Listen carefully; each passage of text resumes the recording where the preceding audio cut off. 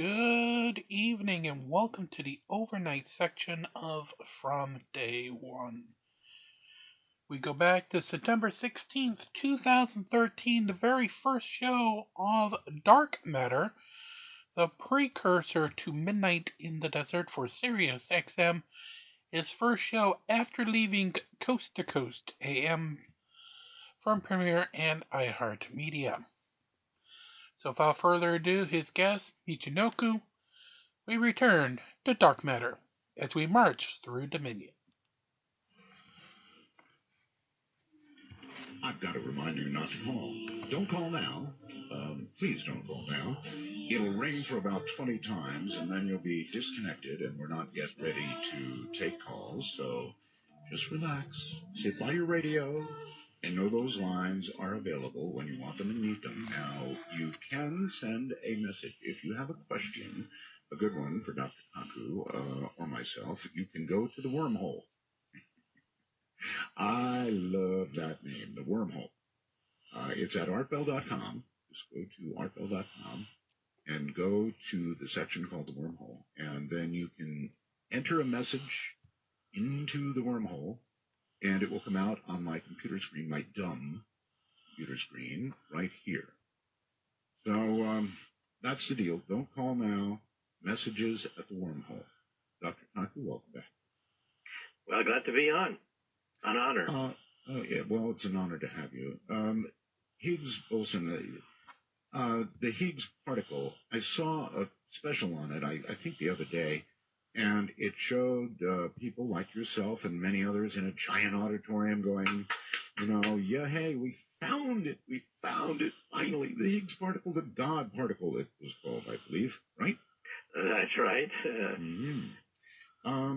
But how they found it was really weird. In other words, the Giant Hadron Collider, or large one, I guess they call it, found it, but they found it not by seeing it, but like seeing where it was. In other words, they made it, and it existed for a zillionth of a second and disappeared, so all they did was look at the clutter around it and said, there it was Higgs. Is that about right? Yeah, it's like taking a piano and throwing it out of a 10-story building and listening to the crash of the piano, and then from the sound, reconstructing what the piano was made of. That's what we physicists have to do. We take protons, smash them like a piano thrown from a 10-story building, look at the debris, and then run the videotape backwards.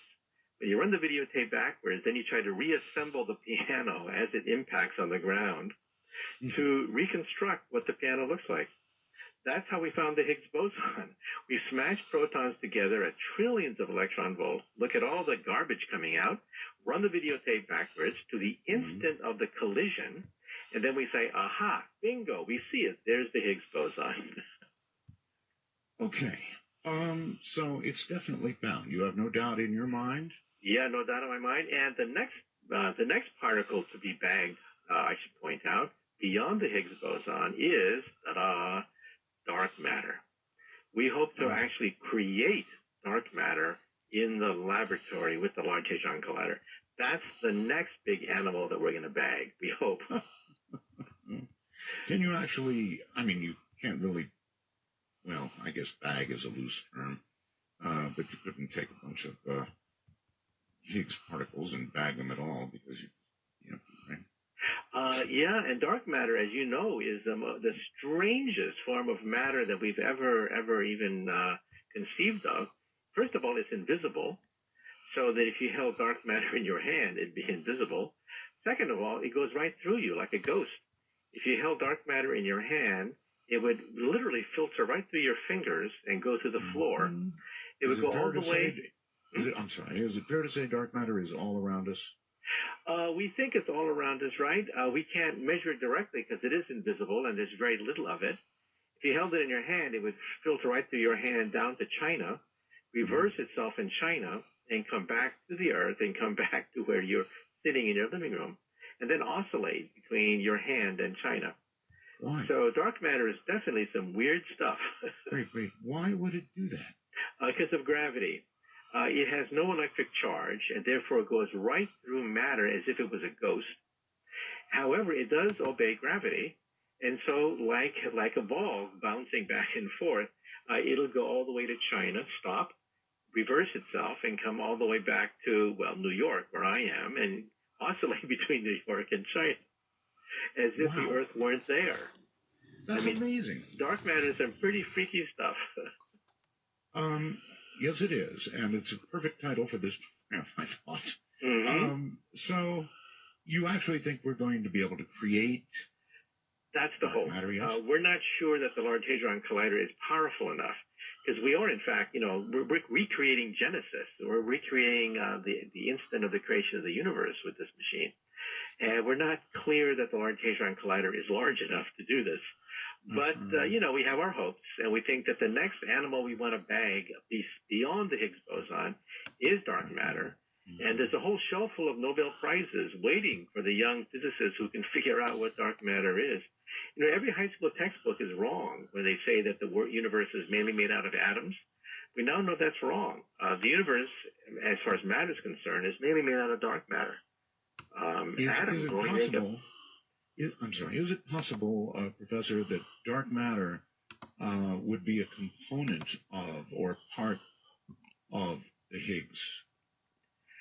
We think that the Higgs is ordinary matter in the sense that it interacts with the other particles in a very standard way. We think that dark matter is stable, but it has neutral charge, sort of like the neutron. The neutron also has neutral charge. It's unstable, so it disintegrates. However, dark matter is stable. You could, put it on your table. It'll fall through the table, but, you can temporarily put it on your table. Neutrons are unstable, but neutrons would also be very ghost-like.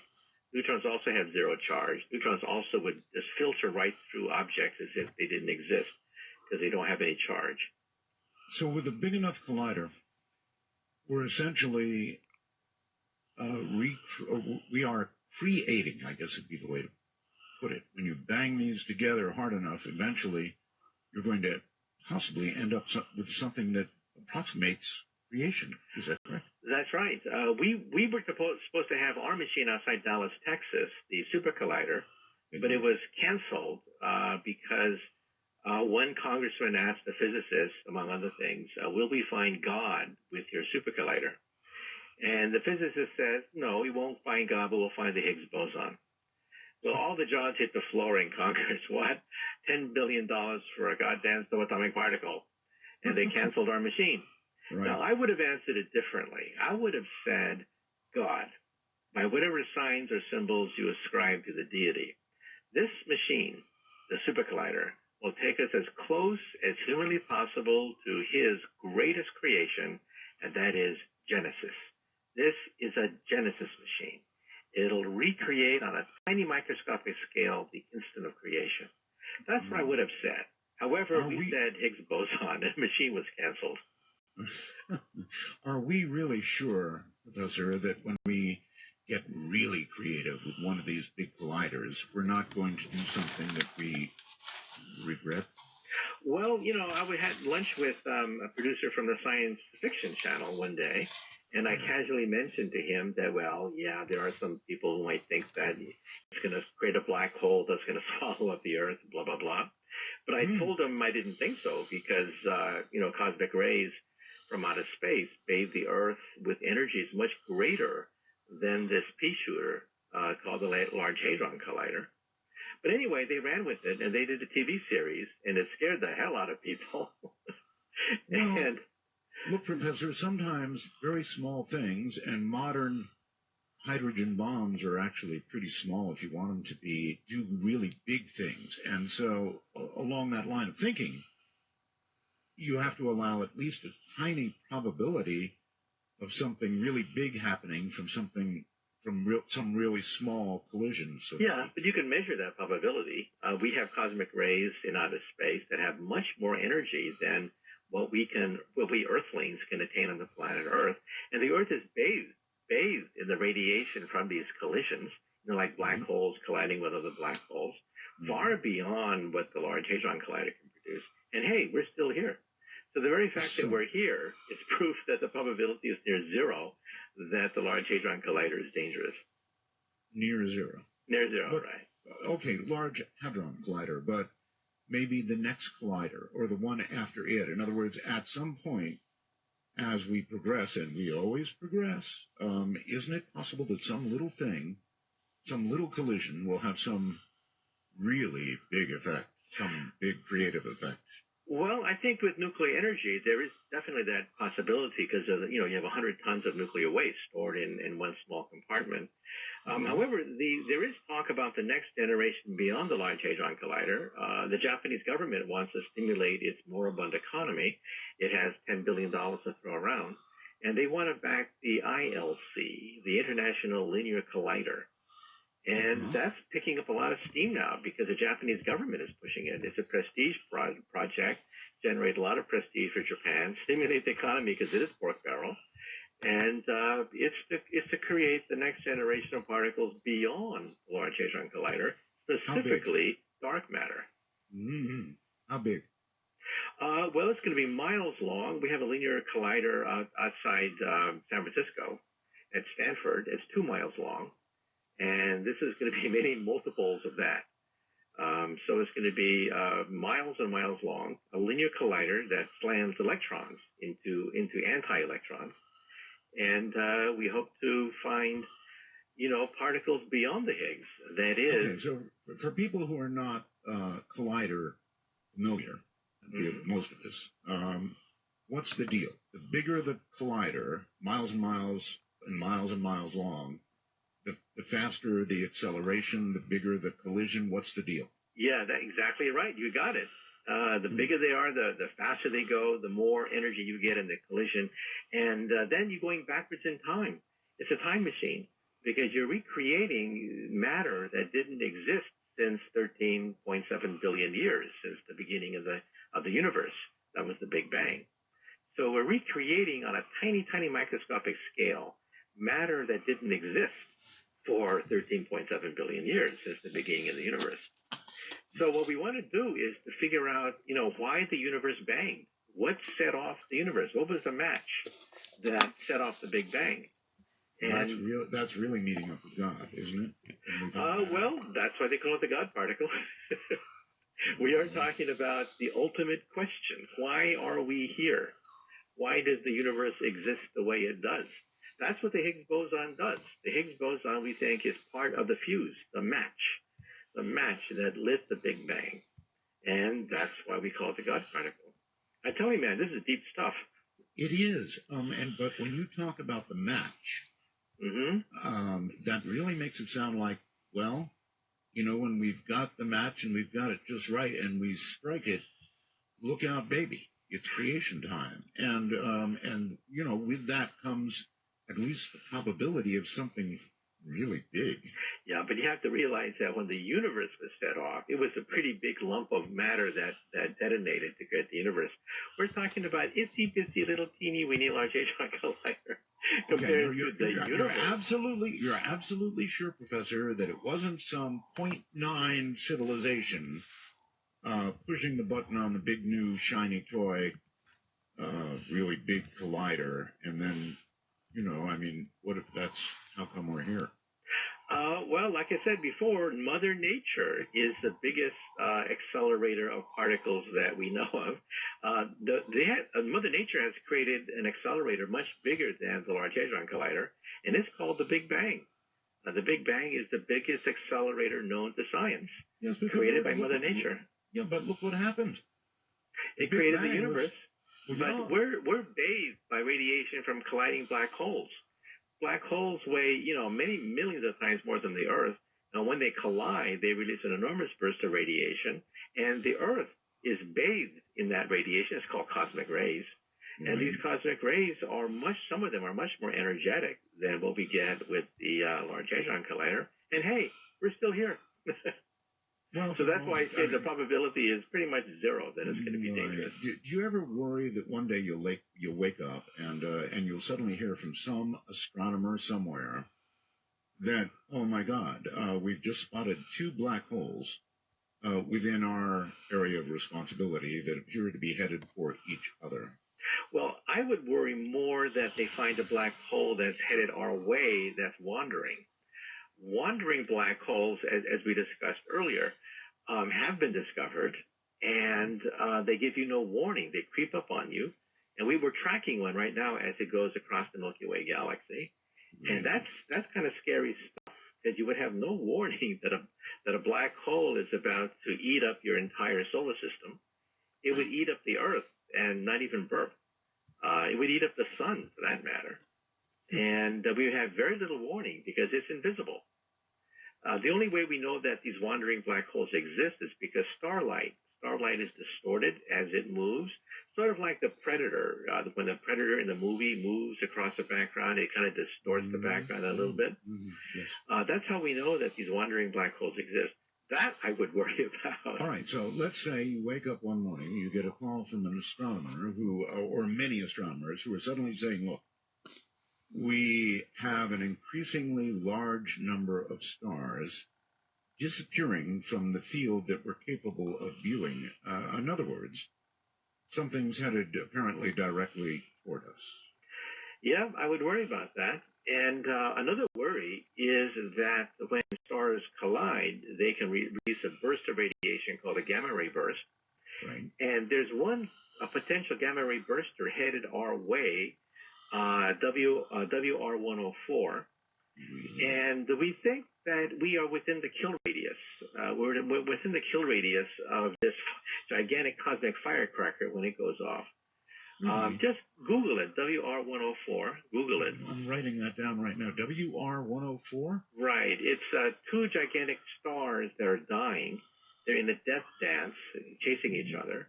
So we know the plane of this, and it will undergo a gamma ray burst, which is the largest source of energy other than the Big Bang itself, and it could be headed our way. We don't know when it's going to detonate, though. It's a big question mark. I see. And if it did detonate, what would we? I don't know. It would not be pleasant. What would we notice? It would not be pleasant. It would destroy not just the Earth. It would destroy most of the solar system. The radiation is the most intense since the Big Bang itself. We see these gamma ray bursts all the time now with our satellites, but usually they're headed the wrong way. They're not headed toward Earth. Here we have two stars that have not yet collided, and when they do collide and undergo gamma ray bursts, it'll create a gigantic rifle bullet, and this rifle bullet is headed our way. There's a debate among astronomers as to how close it's going to graze the Earth, whether it will totally hit the Earth or graze the Earth. Astronomers are not yet decided. It goes back I haven't and forth. heard about this debate. In fact, I haven't heard of WR104 or anything until just now. You're the one telling me about this. Yes, it's something that we have to look at seriously. It's thousands of light years away. However, a gamma ray burst will go across 6,000 to 8,000 light years, and anything in its path will be incinerated. The ozone layer of the atmosphere will be blown off, and life forms will be scorched by ultraviolet radiation from the sun. So it's not going to be pleasant, and we don't know when it's going to go off. Some people think that maybe it has already gone off, but it takes thousands of years for the light to hit us. But when the light hits us, it's going to scorch the Earth. So in other words, it would basically sterilize, or even that's right. That's right. And sterilize, Professor, or worse. It'll scorch the Earth. Life forms as we know it will die. And, the Earth could be laid barren by this. And, if you Google WR104, we have motion pictures of this thing. Motion pictures of the two stars in a death dance as they circle each other. And they will explode by the laws of physics. By the laws of physics, it will undergo a hypernova of some sort. And it'll release, like a rifle bullet, a burst of radiation to the North Pole and the South Pole. And we are staring down the gun barrel. We're staring down the gun barrel of WR104. What brings the astronomers or yourself to the conclusion that the gun is pointed at us? Well, we have the two stars circulating around each other, so we know the plane of these two stars. And when they collide, therefore, we know the direction of the North Pole. And we're staring down the gun barrel. Holy smokes. However, there's debate among astronomers back and forth as to how close the beam is going to graze the Earth, or whether it's going to hit the Earth or not. But if it hits the Earth, there's not going to be much left of the Earth. Would there be? I mean, it's radiation, right? Yep, that's right, gamma radiation. Okay, radiation. So would there be a project where the United States would dig under, I don't know, Ohio, and we'd have some great underground shelter to try to continue humanity, just like a movie? Well, that's the only way of escape. You cannot go into outer space because it'll scorch the entire solar system. The gamma ray burst is going to be huge. These are stars we're talking about. Our space program is not to it anyway. Right. So, yeah, you're right. The only solution would be to go underground. And again, we don't know when it's going to fire, so we don't want to cause a panic. It may not fire for thousands of years, maybe millions of years. Would there be any warning whatsoever? Very little, because the warning itself would travel at the speed of light, and the beam, of course, travels at the speed of light. We would see these two things begin to coalesce into one, and then fire. Okay, so there'd be a little warning of the imminent collision, yeah, right? Yeah, that's right, as we track it. And remember, we're looking at the past. We're looking at these stars as they were thousands of years ago. So this might have already occurred? That's right. Some people think that maybe it's already occurred, except we're too stupid to know it. Right. Oh, I get it. And you know what? I wasn't worried when we started this program tonight. Now I'm worried. Professor, stay right where you are, and we will be right back. I was just looking up on Wikipedia that WR104 doesn't look like any new information, but that just could be because, of course, the light takes a long time to travel, that no new updates have been able to be spotted. But we'll return to them as soon as they're... Pretty cool number, huh? There we go. 1-855-REAL-UFO. But don't call yet. Don't do it. What happens is you call and you let it ring. It'll ring for 20 rings, and then you'll get frustrated and say bad things about me. And so just don't call. Just relax. We'll get to calls here shortly. Right now, I'm still contemplating two stars coming together. They can actually see them coming together.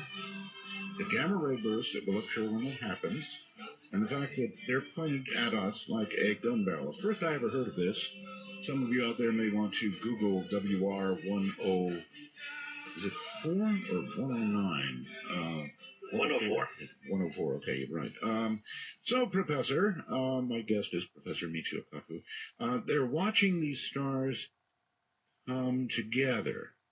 Now, that makes me ask, well, if they're actually watching them move toward each other with the consequences you discussed, they should be able to at least make a rough guess about how long it is before they get together with what we're seeing, looking back in time like that, and sort of know when it might happen or not. Well, yes or no. First of all, each of these two stars is unstable. They will undergo the process of supernova. That's the laws of physics. We know it's going to happen. Even if they don't collide, individually they can undergo the process. We just don't know when it's going to happen. It may have already happened, in which case tomorrow we could be fried, or it may take millions of years to happen. It's sort of like Yellowstone National Park. We know the Yellowstone is on top of a supervolcano. Sooner or later, we know the Yellowstone's going to erupt and tear the guts out of the United States. But we don't know when. It could be thousands of years from now or tomorrow. So we have to live with that uncertainty, among all the other uncertainties. All right, so you're saying that these two stars that are coming together, and we know for certain they're coming together and that it's going to happen, but we don't know when, and the fact is it could have already happened. That's right. How far, roughly, away from us are they? They are about, 8,000 light years, and so we're within the kill radius of the gamma ray burst. So a gamma ray burst, first of all, an ordinary supernova would have to be maybe within 10 light years of the Earth to cause damage. Mm-hmm. However, a gamma ray burster is the second largest explosion known to science, other than the Big Bang itself. Right. The energy output will outshine an entire galaxy. And so the energy output you just calculate would be enough to incinerate anything in its path for thousands of light years. And so we are in the kill zone of WR104. That's why we're tracking it. That's why we're looking at it. And that's why scientists write papers trying to estimate the angle, the angle at which the beam is going to come out when it comes out, and whether or not we are in the beam or slightly outside the beam. And this is a matter of scientific debate. And we're mostly in it. A few years ago, the thinking was that we were maybe a few degrees outside. The people would just publish saying that, no, we are smack in the middle. So it goes back and forth. But Wow. it's a decidable question. The more data we get from WR104, the more data we'll be able to analyze. And there could be others.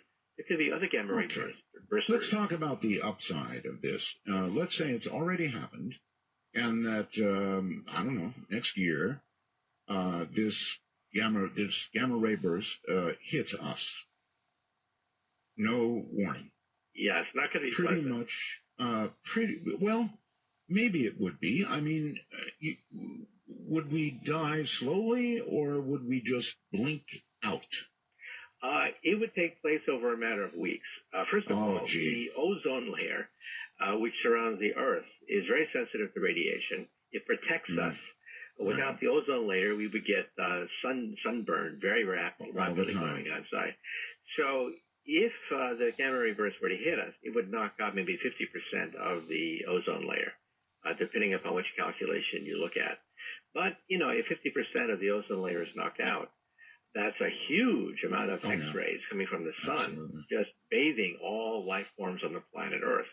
Oh, my God. So it would not be slow roast.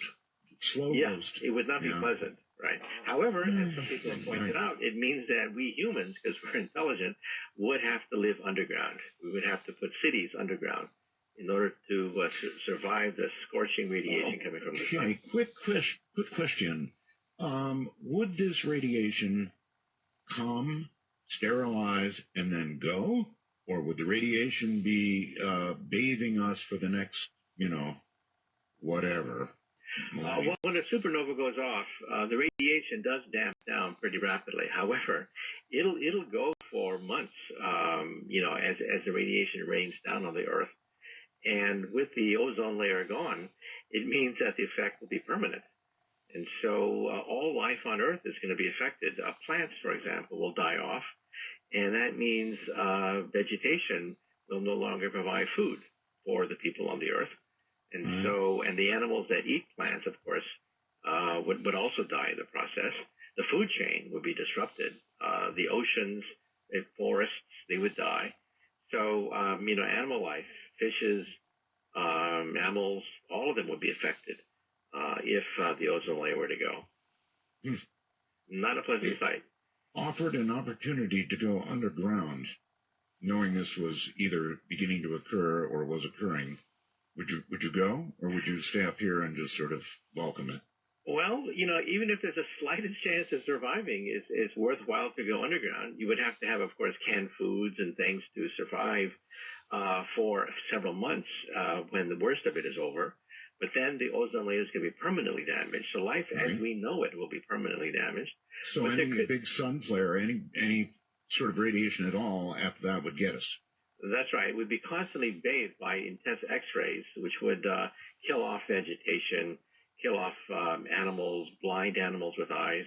It's not going to be pleasant. And so it means that the population that survived underground is going to have a food crisis. They may have to grow food underground, using hydroponics, basically to create a whole civilization underground in order to grow food that is not going to be hit with all the X-rays coming from the sun. So civilization, as we know it, would shrink enormously because we would have to create an entire agriculture underground to survive, because it would be permanently too radioactive outside. That is too much X-rays bathing the surface outside. Wow, that would change everything. Even if you got underground and you were under Cincinnati or whatever, as you point out, you need food. All the green stuff would be gone. You'd need hydroponics. You'd need to plan ahead for this by years and years and years. I wonder, Professor, will there come a time when the world scientists will say, hey, this is happening, or we just observed a bright flash, and it's about to happen, or it's happening. However, the word will come down. Will there come a time that people like yourself will inform governments like ours that, okay, it's sink or swim, so to speak? Well, we used to be worried about stars like Betelgeuse. That is, we used to catalog all the nearby unstable stars that are red giants that will pop and become a supernova. However, Betelgeuse is far enough away that a conventional supernova at that scale will not affect the Earth that much. It'll light up the night sky. It'll probably be as bright as the moon, but it's not going to kill the Earth with this radiation. Now, a gamma ray burst is a game changer. It's a game changer because now we're talking about, the formation of a black hole. Now we're talking about the largest energy source that we can conceive of after the Big Bang. And their kill radius can go to thousands of light years. And so all of a sudden now we're scanning the heavens to see if there are any other WR104s out there within the Milky Way. Again, Professor, you didn't answer. Now, do people like yourself talk to policymakers, top government people about, are you ever invited to lunch? Let's talk about what if. Do you ever have those conversations with government, or can you not say? Well, with something like WR104, we need to take more data. We know that we're very close to being in the gun barrel or are inside the gun barrel, but, it goes back and forth depending upon which astronomer you talk to. Yeah. And so we don't want to spread panic. We don't want to go on there and announce that, therefore, we should all dig underground and build fallout shelters. We're just looking at the situation very carefully. Depending on how sure you become. Well, we're pretty sure that it has to be monitored very carefully. We are talking about life and death in the solar system, not just the planet Earth, right? So it's something that, people will write scientific papers about. But like I said, it's like Yellowstone. We know Yellowstone's going to pop one day and, take most of the United States with it. But we don't know when. It's one of those things. Yeah, but there'd be people in Tahiti left. I mean, with what you're talking about, it would be sterilization of the planet. The whole planet, that's right.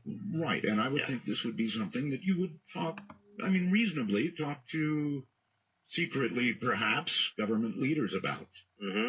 Well, there are other things that we have to worry about, talking about radiation from outer space. The sun, for example, could have a coronal mass discharge. And if that would be, if they hit the Earth, like it did in 1859, I guess. It's been such a lousy sun cycle. I mean, what happened to the sun cycle anyway? It's such a poop out. Well, it's a dud, but, that's a good thing because if the sun has a temper tantrum and we're in the bullseye of the sun, it's not going to be pleasant. The Carrington event 150 years ago would have knocked out civilization as we know it. Well, but there are people who study the sun, Professor, who say that this may be the beginning of the end. And they're saying the beginning of the end of sun cycles that are active at all. What they see ahead, some are predicting no action on the sun at all, zero. Well, I'm a member of the American Physical Society. That's the leading physics organization in the United States. A subcommittee actually went to Congress and said that it could be $2 trillion in property damage if the sun were to have a gigantic flare that would hit the Earth. $2 trillion in property damage. Sure. We asked for a few $100 million to reinforce satellites, reinforce power stations, create redundant systems, shielding. We got nothing. Zero from Congress. Okay, so much for, talking to politicians. You get the giggle factor. You talk to them about, solar flares from the sun, and they sort of look at you and giggle. They think that's funny. Yeah, they think it's funny. Oh, But yeah. we Well, know maybe that I ought to it's tell already them happened. about WR104. See how they giggle at that. Yeah, well, like I said, you have to tell people the reality that there are things which can end life as we know it. Yes. Speaking of life as we know it, I want to promo this for you. They say, what is it, publish or perish? Well, you're nowhere near perishing. You sure do publish. You got a new book coming out, right? Yeah, that's right. In February, I've always been fascinated by the mind ever since I was a child reading science fiction. Telepathy, telekinesis, uploading memories and stuff. We can begin to do these things now. It's absolutely stunning progress in neuroscience. So the new book is called Future of the Mind, coming out in February.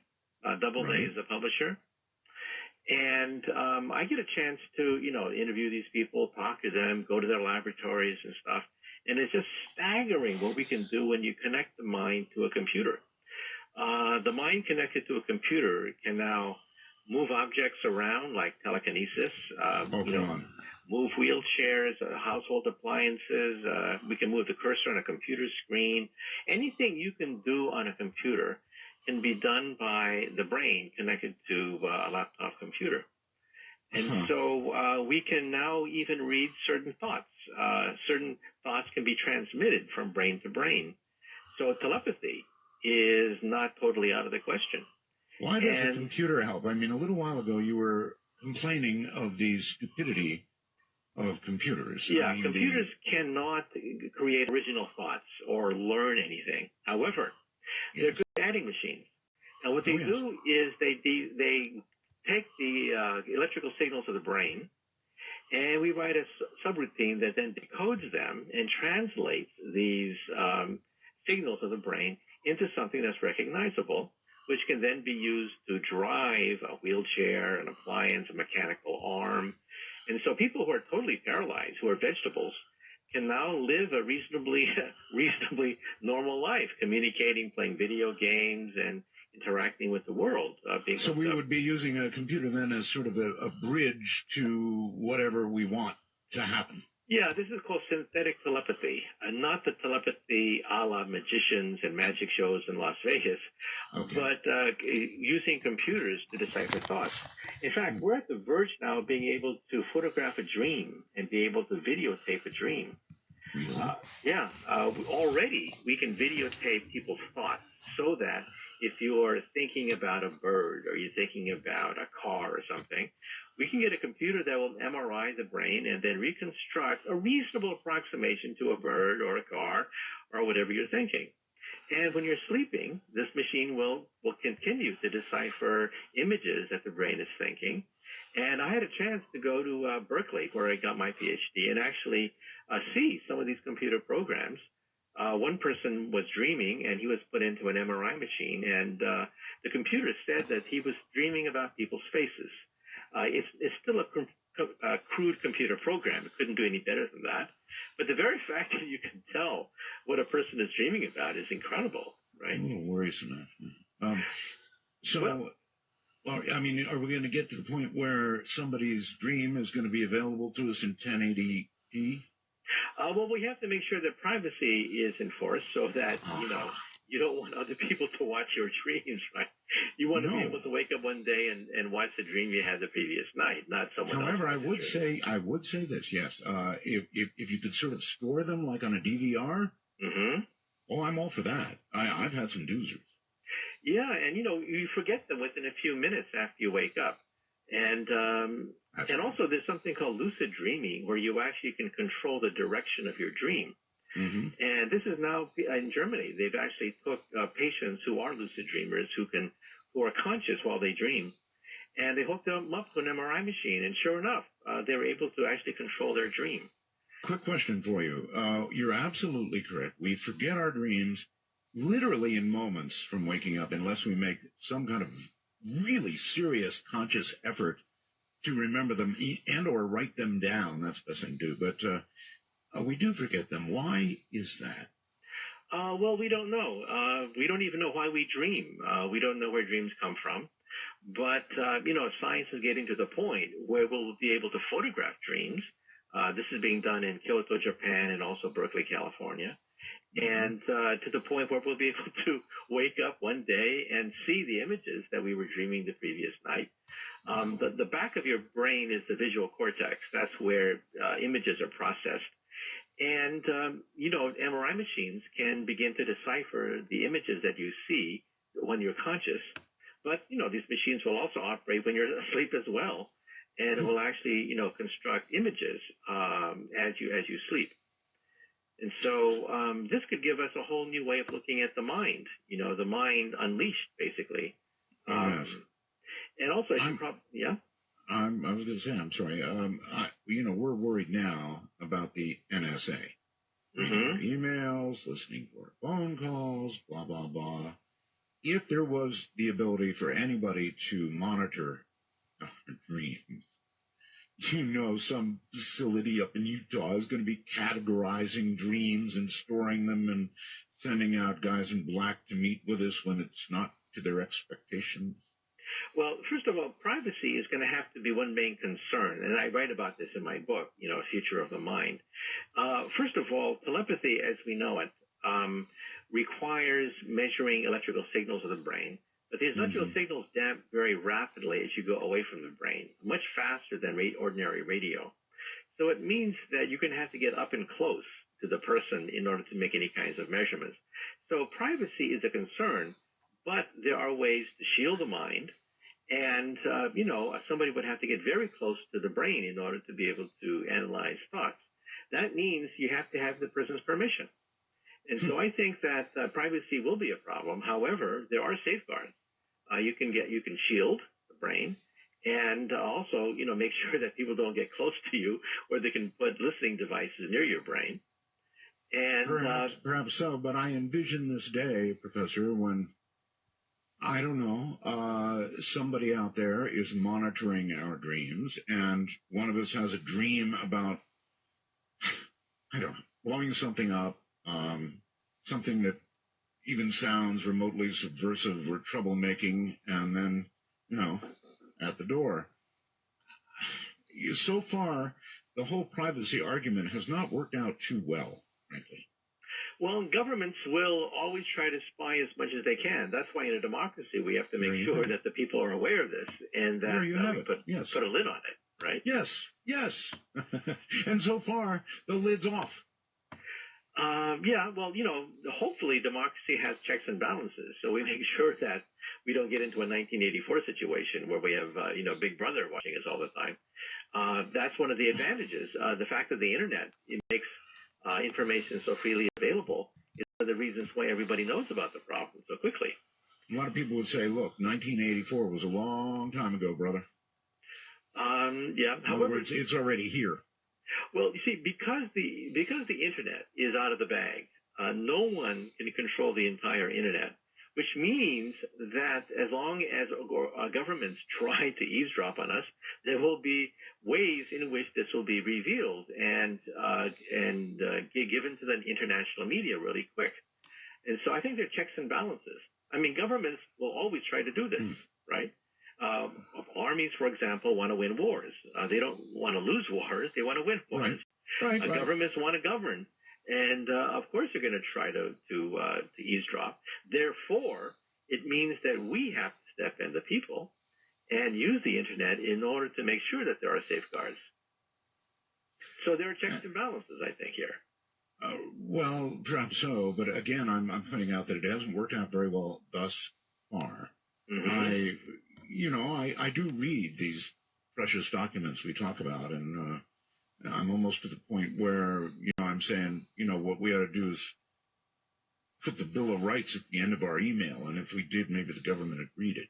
Yeah, but remember, in the 50s and 60s, it was a lot worse. The government had a top-secret program called MK Ultra, and MK Ultra, roped in many, many universities and top scientists to do all sorts of bogus experiments on the brain, LSD, drugs, truth serums, all sorts of crazy things were investigated by the CIA and the government, in the name of national security. But, in a democracy, things come out. Now we have many of these documents that have been declassified, and we know the kind of shenanigans that the CIA was involved with. drugging people without their permission. Sure. Some of them were given LSD and committed suicide as a consequence. This information finally did get out. But remember, that was the Cold War, and that was when the military thought the Russians were doing it, and so we had to do it too. These mind control experiments. Do you really think the old bad old days are gone? In other words, yes, I know everything has calmed down. There's no more nuclear threat from Russia to the U.S., I guess. And so the bad old days are gone. Are they really gone? Well, it depends on what you're talking about. The big nukes, we don't have to worry about it so much, but now we have the little nukes. We have nuclear weapons proliferating into the worst possible places on the Earth. Right. The most unstable areas of the Earth, that's where nuclear weapons are proliferating. North Korea. One day someone's going to have a suitcase bomb and, put it in someone's sewer system and then blackmail you, right? Professor, were those real? Suitcase bombs are actually real in the sense that you can get a credible nuclear device that's quite small and compact that will do a considerable amount of damage, and that's what we have to worry about. People worry about missiles, but a suitcase bomb is in some sense worse. There was always sort of a debate about whether that was science fiction or it was real, and you're saying it's real. Yeah, we can miniaturize. These are called third-generation hydrogen warheads. We can tailor-make warheads now. All right, wonderful.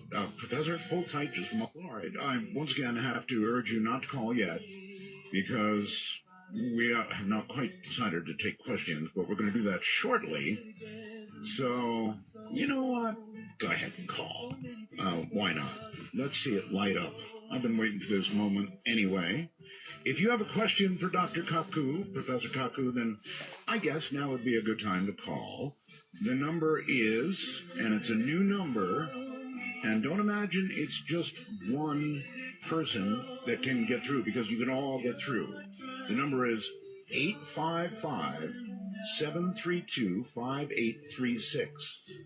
Or, put another way, 855-REAL-UFO. That's a pretty neat number, huh? 1-855-REAL-UFO.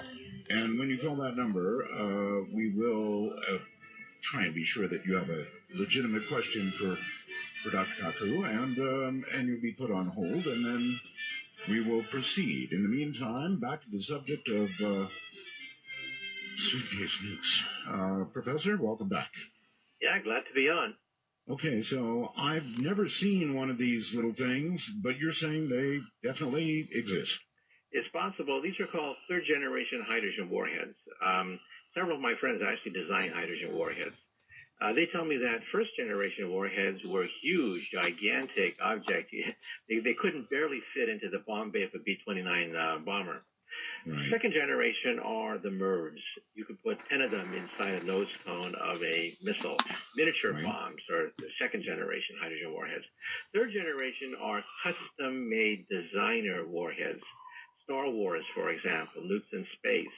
They could be used in the jungle. They could be used in the desert. Earth penetrators that detonate underground to knock out bunkers. So these are third generation warheads, which are designer warheads. And yeah, some of them can be miniaturized down to the point where they can be put into a suitcase. Now, I don't think that the adversaries of the United States can do that. They're not at the first generation level. They're still at the first generation level. But sooner or later, they may get the capability of miniaturizing these nuclear weapons. Oh, and you're then saying it becomes dangerous. We can do it, right? We can do it now. We can do it, right. Uh-huh. What about the Russians? Oh, yeah, the Russians can do it as well, right? They have top physicists there as well. Right? All right. Humor me then. Without giving me classified information, how powerful in, I don't know, kilotons, megatons, could a device that would fit in a briefcase be? Probably the sub-megaton region. I mean, probably in the order of, a Hiroshima bomb would be definitely possible. The order of maybe 20 kilotons of TNT. Wow. That's good. So that's a whole city. Right. And so, again, people are worried about nations developing missile technology, but even without missiles, a suitcase bomb can do a lot of damage, especially blackmail. They put one in your sewer system and say, okay, give up or else we'll blow up San Francisco or whatever. And so, these are things to worry about with the proliferation of these nuclear weapons. I'm worried. I wouldn't have thought that something that small would have yielded that kind of yield. So, do you have any idea how many we made, how many they made, how many are hanging around somewhere? Well, at the height of the Cold War, both Russia and the United States made on the order of about 30,000 nuclear weapons apiece. So total at one point approached about 60,000. Mm-hmm. That's a huge number. Since then, of course, we've dismantled a lot of them, but still there are a lot of small tactical nuclear weapons. The Davy Crockett, for example, could be fired from an artillery shell. So even an artillery shell could contain an atomic bomb. That was the Davy Crockett. Wow. Right. We're so short on time here. And I do want to get to the phones for these folks. You talk about in your book, in your new book, The Future of the Mind, about the possibility, and this has always fascinated me, of uploading memories, sort of like in the Matrix. Now, I've heard recent news that scientists are actually prepared, Professor, to test the theory that we might be in a matrix now, and they figured out some way to test for that. Have you heard of that? Well, let's break it down. Okay, first of all, with mice, just a few weeks ago at MIT, they were able to insert a false memory into a mouse. In Los Angeles, scientists there have been able for the past few years to insert real memories into a mouse. So uploading memories has been done. Very simple memories that a mouse can absorb. But the very fact you can do it is amazing. Second of all, there are some people who think that maybe the universe is a matrix. It's very hard to disprove that theory, right? Mm-hmm. All theories have to be falsifiable, but it's awfully hard to falsify a statement that reality as we know it is a matrix. But I haven't heard about any test that'll do it. Most people would think that it's not a falsifiable statement. That is, there's no experiment that you can create that'll determine whether or not you live in the matrix or not. In other words, whether or not you are a CD that some being has put the play button, and there you are thinking you have free will, but actually you're nothing but a CD running around in somebody's PC. Mm-hmm. So to the best of my knowledge, it's a undecidable statement. It's not falsifiable. Okay. But you're saying they've uploaded a memory into a mouse. What sort of memory? How do they know they succeeded? Well, see, a mouse was taught, for example, to tap a button when it was given water. A very simple memory. Then it was given a drug that it forgot the memory. They recorded the memory when it was originally made, reinserted it back in, and the mouse relearned it after forgetting it. So they know that it was done correctly. At MIT, they actually put a false memory, a memory of something that didn't happen, and the mouse responded to it. So we do know that the hippocampus, which is deep inside the brain, is where memories are first processed.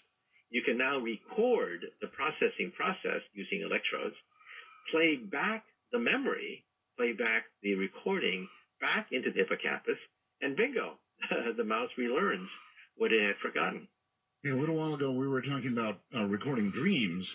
Now we're talking about something far more worrisome, and that is the injection of ideas or thoughts into, for example, a human being. Right. However, eventually it may make possible a brain net. That is, some people think that the next evolutionary step for the Internet, which will take a few decades, is the brain net, whereby we exchange more than just digital and text messages. We actually exchange emotions, thoughts, memories, feelings, and that a brain net is probably possible. Initial steps have already been made in different laboratories. And so a brain net may be the ultimate way in which we exchange information. So the memory of your winning some prize may be sent to all your people on your mailing list. So it won't be a text message. It'll be a memory message. A memory message. A brain net, basically. But think of the horrid possibilities for that. Well, that's why we have to make sure that you control your memories, that you don't let someone else gain control over them. This could have problems. If you can inject false memories into a witness in a murder trial, the witness does not know what really happened because a false memory has been injected into their mind. So we would have to make sure that people have control over the memories that are injected into them. Once we have every advance you make, and every time we talk, there's many more advances. They have such a scary side to them, injecting memories into people or thoughts into people. I mean, at some point, governments. Do I have to say any more? Governments. Well, governments will do what it takes to govern, and if they think that's what it takes to govern, they'll try it. And that's why in a democracy, people have to make sure that there are reins and checks and balances and controls on these things. Vote for me. Yeah. Yeah. That's right. But the upside is that you'll be able to learn calculus without having to crack open a book. Workers will be able to retrain if their job becomes obsolete. They'll be able to retrain for a new job requiring higher skills. It could unleash a whole new era of learning. Or something. Okay, some other things that we might touch on very quickly because we're way out of time and I really want to get some people on the air. Mars. Are we ever going to get astronauts? I know there's a program going on right now to volunteer to go to Mars, one-way trip. But, I mean, are we ever really going to, do you think, colonize Mars or just pass it by? Well, first of all, NASA is suffering from identity crisis. People call it the agency to nowhere. They boldly go where everybody has already gone before. Right. And the question is, where's it going to go? The NASA director just a few months ago finally said that, yes, Mars is the destination for NASA. Now, of course, Congress has to approve the funding for such an ambitious program. Right. But apparently NASA will bypass the moon. The Chinese will be on the moon around 2025, and so we're going to have a Sputnik shock when the Chinese flag is planted on the moon. But, hopefully we'll be well on our way to Mars by around that time. And, we need a new booster rocket. And it's no picnic going to Mars. It took 3 days to go to the moon. A round trip to Mars would take about 2 years. And so it's an order of magnitude more difficult in terms of distance, cost, but it's something that is doable, and President Obama even talked about in the 2030s, he wouldn't be surprised if one day he opened the newspaper and read about astronauts walking the surface of Mars.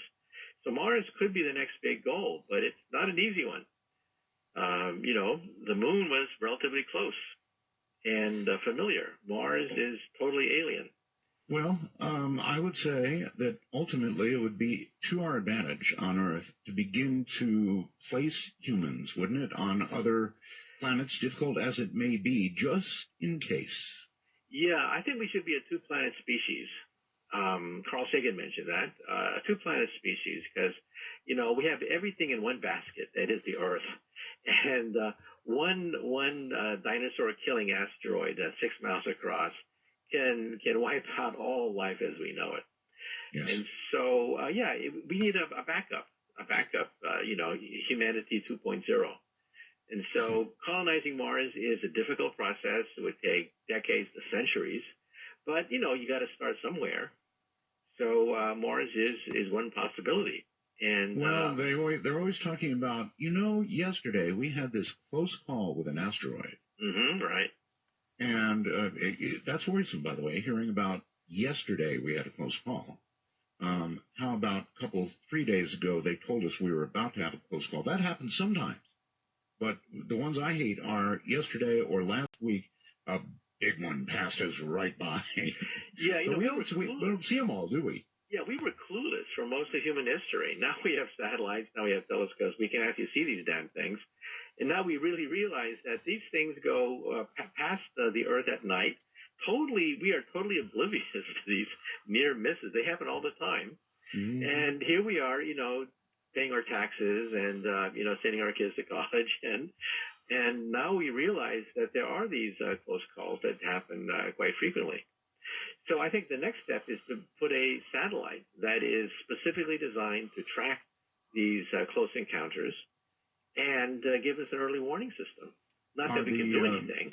Well, yeah. Are the politicians going to, is there a chuckle factor here, or have they quit laughing on this one? No, they're still giggling over this one, too. Really? Yeah, the proposal to put a space telescope, that's a simple possible thing you can do. Right. To track these asteroids, that got nowhere. So I think we're in a situation where, on one hand, we make fun of NASA because it's not going anywhere, but then, Congress doesn't give them the funds to even do simple projects like, photograph asteroids that go whizzing right by. Right. I'm sure you scientists get very tired of getting chuckled at. Yes. All right, Professor, this will be my first call that I'm going to take. Mm-hmm. So if you wouldn't mind, let's see what's out there.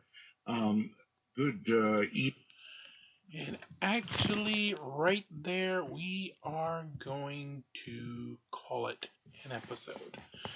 So, when you do come on back with us tomorrow, we will pick them up right live, taking phone calls for Dr. Michio Kaku on his first ever call back after Coast to Coast AM on Dark Matter again, the precursor to Midnight in the Desert.